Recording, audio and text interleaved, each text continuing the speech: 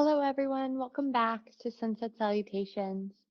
We're going to begin today with a passage from 10% Happier by Dan Harris as our opening. Among the unlikely people for whom the science was creating some open-mindedness about meditation were two hard-driving and successful women who both loomed large in my psyche. My mother and the woman for me who represented the gold standard in professional diligence, Diane Sawyer. At first, my meditation habit was a source of gentle ribbing. Diane had long teased me for being pure. She joked about my healthful diet, frequent exercise, and abstinence from booze and caffeine. After Diane gave me the green light to go do some meditation stories, my first stop was Minneapolis and the headquarters of General Mills, the corporate behemoth behind brands such as Cheerios, Betty Crocker, and Hamburger Helper. There were now meditation rooms complete with zafus and yoga mats in every building in the complex. She talked about it not as spiritual exercise, but instead as something that made you a better leader and more focused, and that enhanced your creativity and innovation. She didn't even like the term stress reduction. For a lot of us, she said, we think that having stress in our lives isn't a bad thing. It gives us an edge. I liked this. A meditation philosophy that left room for the price of security.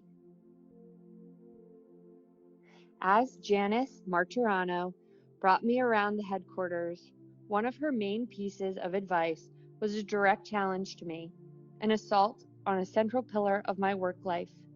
So you're telling me that I can't multitask? I asked as we sit down for an interview. It's not me telling you, she said. It's neuroscience that would say that our capacity to multitask is virtually non-existent.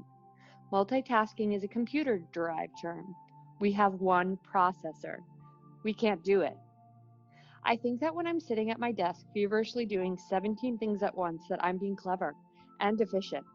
But you're saying I'm actually wasting my time, I asked. Yes, because when you're moving from this project to this project, your mind flits back to the original project, and it can't pick up where it left off.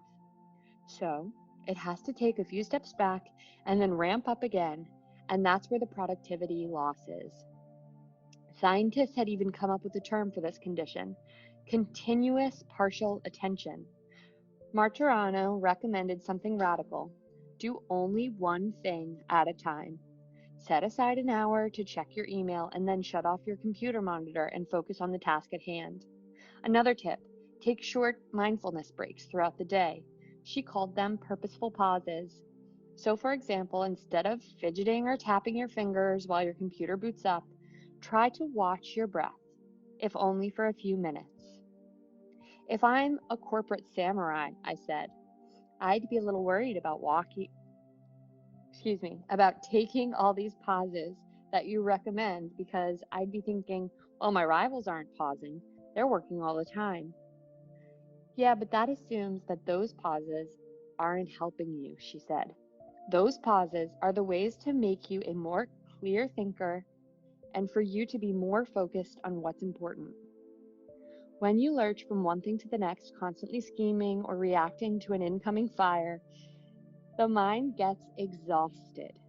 You get sloppy and make bad decisions. I could see how the counterintuitive act of stopping, even for a few seconds, could be a source of strength, not weakness. This was a practical complement to Joseph's, "Is this useful?" mantra. It was the opposite of zoning out. It was zoning in. Meditation classes had infiltrated not only General Mills, but also Aetna, Procter & Gamble, and Target. Mindfulness was also being taught in business schools and written about without derision in the Wall Street Journal and the Harvard Business Review. An article on financialplanning.com featured meditation tips for advisors. High-powered executives were using mindfulness to make sure that every confrontation didn't escalate into a fight-or-flight event. The Marines were initially interested in mindfulness because they thought it might help them deal with an epidemic of PTSD. But there was also hope that meditation could produce more effective warriors. I'm going to continue through here. This is a change of chapter, and this excerpt is from, we'll paraphrase it and call it the self-interested case for not being a jerk. Most of my friends in the meditation world revered the Dalai Lama, but to me, he represented the part of Buddhism with which I was least comfortable. What I liked about the Dharma was its rigorous empiricism and unyielding embrace of hard truths. Here, though, was a guy in robes, anointed at the age of 2 because some government monks claimed to have seen special signs like a rainbow in the sky near his childhood home. I started by asking him about his long-standing support for scientific research into meditation. There's a risk, I said. What if scientists discover something that contradicts your faith? No risk. If a scientist confirms non-existence of something we believe, then we have to accept that, said the Dalai Lama. So, if scientists come up with something that contradicts your beliefs, you will change your beliefs? I asked. Oh, yes. Reassuring answer. I wondered to myself, though, whether this policy applied to the issue of rebirth. If scientists could prove that he wasn't the reincarnation of the previous Dalai Lama, it would erase all his religious and political power, leaving him just one more old man in a visor. Next litmus test. Is your mind always calm? I asked. No. Occasionally lose my temper. You do? Oh, yes. If someone is never lose temper, then perhaps they may come from another space, he said, pointing towards the sky and laughing from the belly, eyes twinkling beneath his thick glasses. So if somebody says to you, I never lose my temper, you don't believe them? No. And some people say this is some miracle power. I don't believe. Toward the end of our 20-minute interview came an exchange that fundamentally changed my view on compassion. You have a quote I love. You say most of one's own troubles, worries, and sadness come from self-cherishing or self-centeredness. But don't we need to be somewhat self-centered in order to succeed in life? Self-cherishing, that's by nature, he said.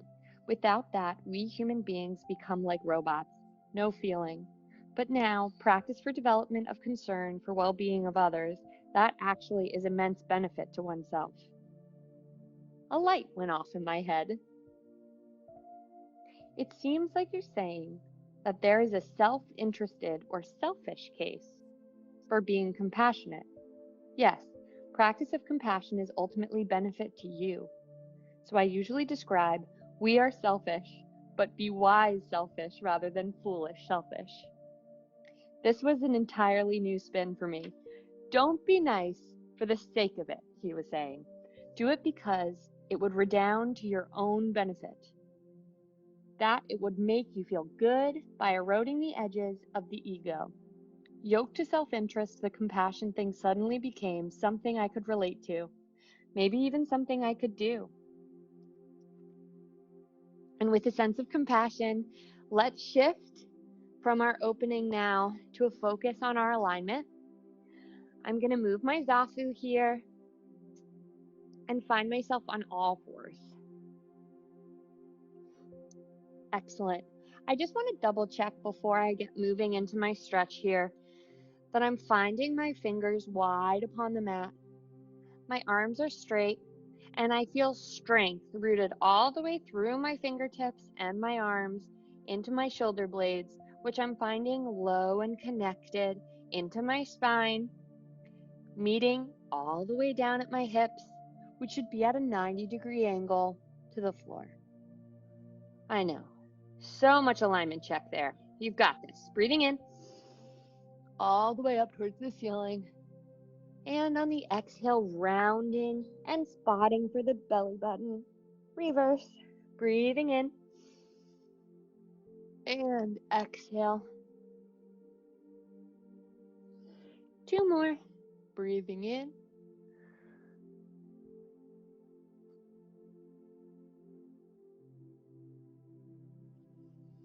Good. Binding your toes against the mat. Just pick up your knees here for a second. Feel the strength and stability of your own core. I'm still at a 90-degree angle everywhere. I'm just checking in with my own sense of balance. Good. Allowing the knees to make contact again with the mat. finding my toes, pressing against the bottom of the mat. I'm going to bring my knees all the way towards the outside. Good. I'm going to sit back, almost as if I was going into child's pose. And I'm going to tent my hands towards the top of the mat. Good. From here, we're going to make a figure 8 with our hips, stretching all the way forward, coming across, going all the way back and around. Good. We're going to do this 2 more times here. Getting in touch with our breath as we're noticing places of ease and of stickiness, of course. Good. And reversing once you're at the top of your mat.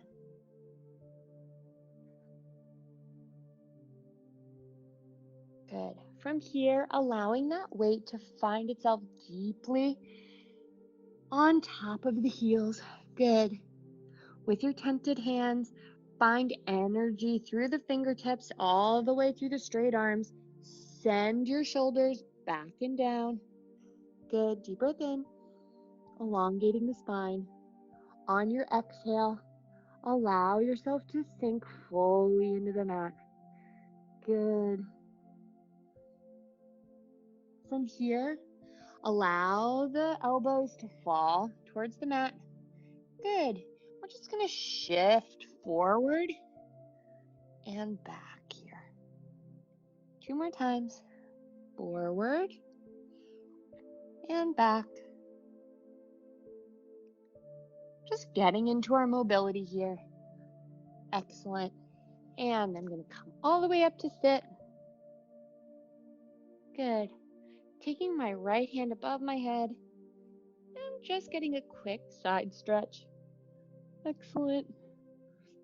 And other way. Good. Sitting all the way on top of my spine, making sure that I'm long and tall here. I'm going to twist over to the left. Breathing deeply. On my inhale, finding length. On the exhale, finding a twist. Good. My next breath, I'm going to find myself in center. Excellent. Deep breath in, elongate, and exhale, twist. 2 breaths here.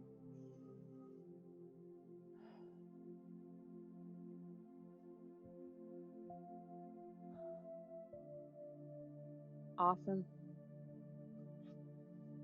Finding my zafu and getting ready to take my seat.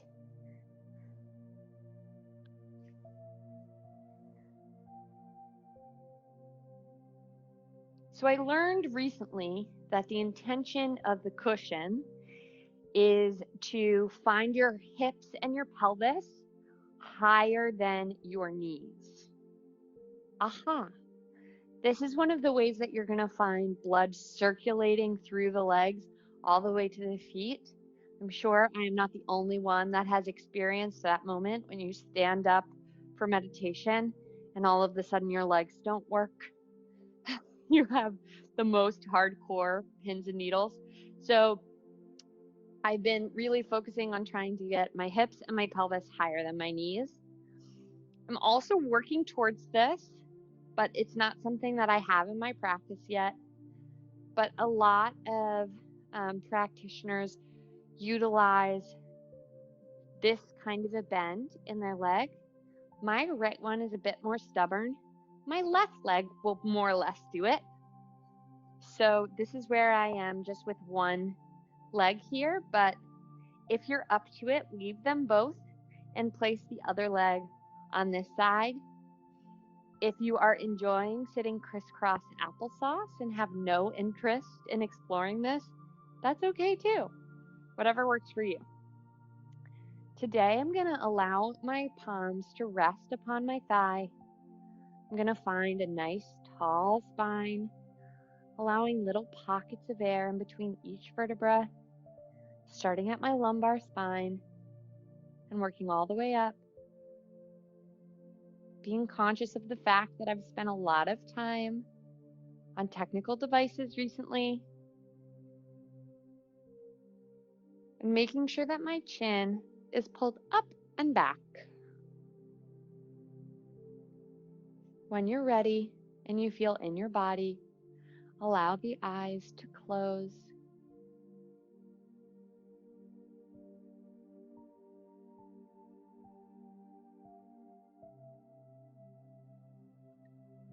Take a moment to simply scan the physical body, starting at the crown of the head, just to notice spots of ease, spots of tension, spots of discomfort, spots that are incredibly comfy, just to see where you are right now, finding yourself squarely in the present.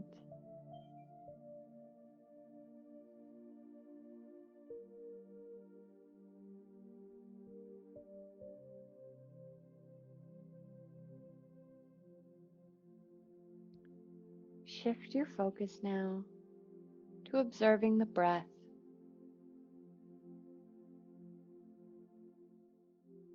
Reminding yourself that there's no need to force.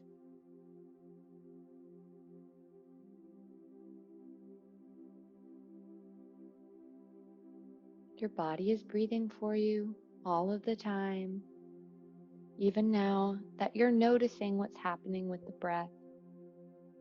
It's not an activity to breathe. You don't need to exert yourself to inhale or exhale.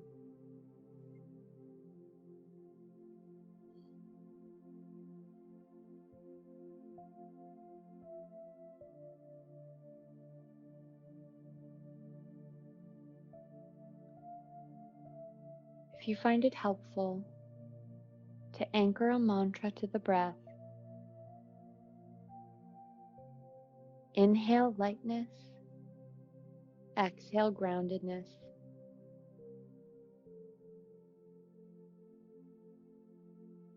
Get specific about where you're noticing the breath. Are you curious today about how it travels all over the body, or how the passage of air moves through the throat, or how the diaphragm and low belly make room for the air?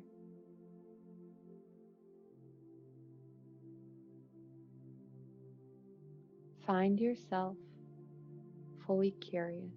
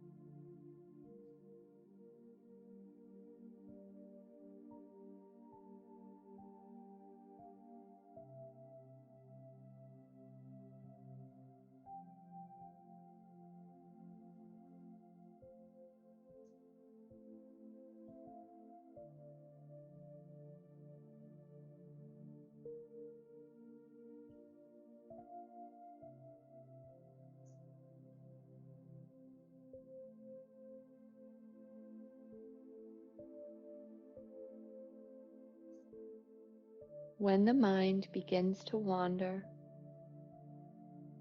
release any judgment self-criticism.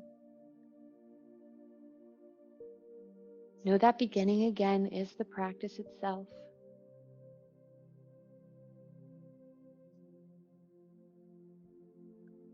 And refocus your attention upon the breath, utilizing the mantra to help you. Breathing in lightness, breathing out groundedness.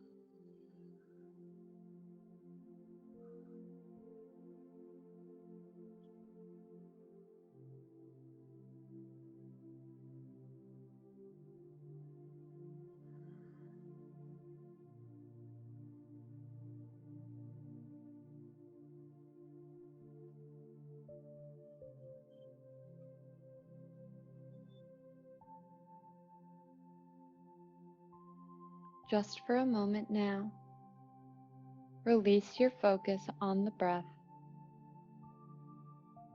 and allow the mind to wander, simply noting each of its discoveries.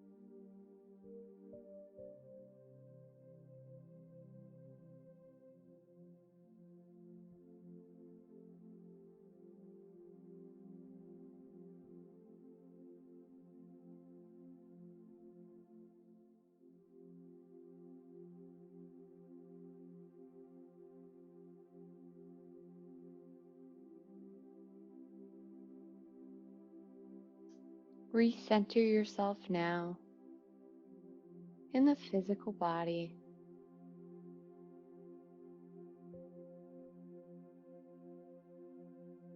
Notice the weight of your seat bones. Feel the touch of your palm against your thigh. Maybe wiggle the fingers and the toes.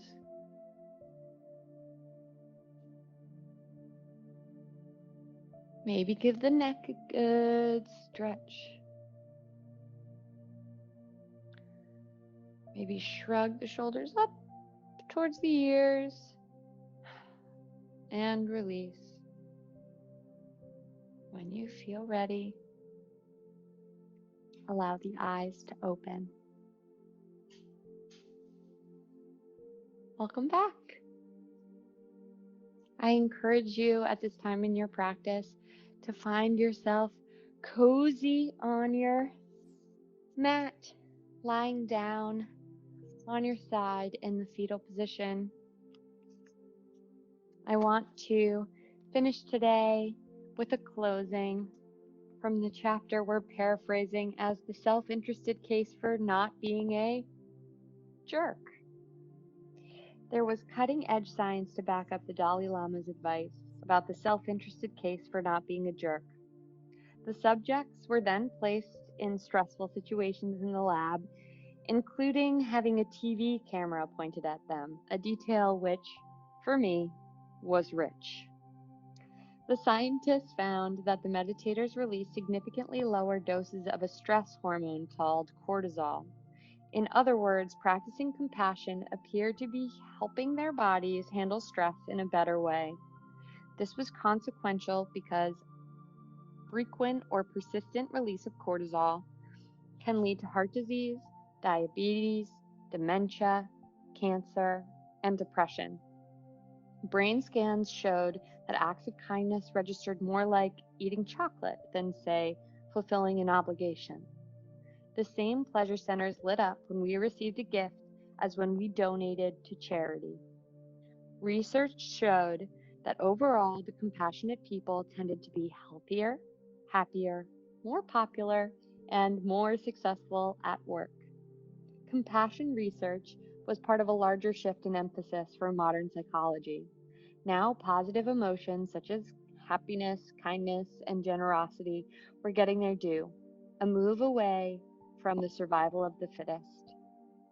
In the old view, man was thoroughly selfish, and morality but a thin veneer over a bottomless well of turpitude. The new view took the observation that tribes who cooperated and sacrificed for one another were more likely to be victorious over other tribes. Apparently, nature rewarded both the fittest and the kindest.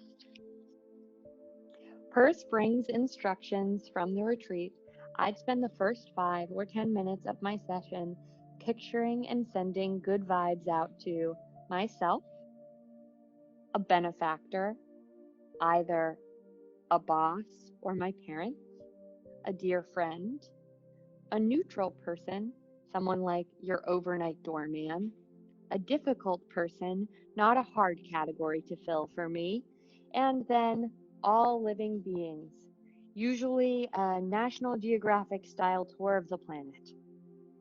The attempt itself was a way to build the compassion muscle the same way that regular meditation built the mindfulness muscle. I instituted a make eye contact and smile policy that turned out to be genuinely enjoyable. When we're back on campus, this can be so easy for each of us to employ. We're so lucky to pass one another so frequently. At work, I got better at abstaining from gripe and gossip sessions. I know that's a tough one. We can do it. I would see people losing their tempers, and I would empathize. It's not that I never got annoyed anymore. In fact, when you're mindful, you actually feel irritation more keenly. However, once you unburden yourself from the delusion that people are deliberately trying to screw you, it's easier to stop when getting carried away. I had to swallow hard and admit that perhaps the concept of karma did, in fact, have some validity. It was simply that actions have immediate consequences in your mind which cannot be fooled.